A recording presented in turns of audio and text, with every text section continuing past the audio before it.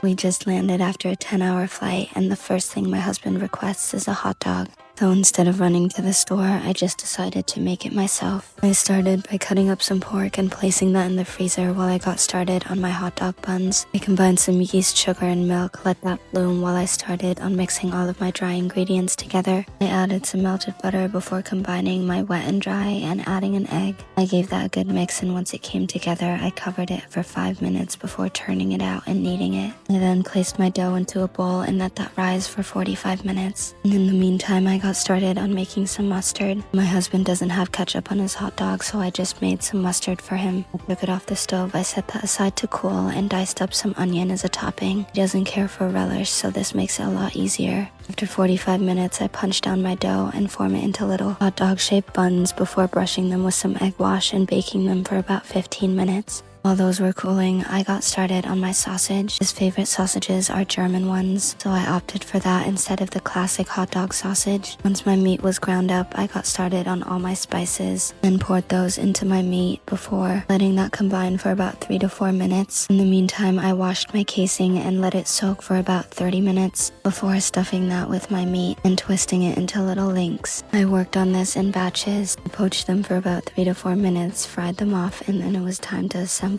I put my bun and sausage down, topped it with my condiments, and he loved it.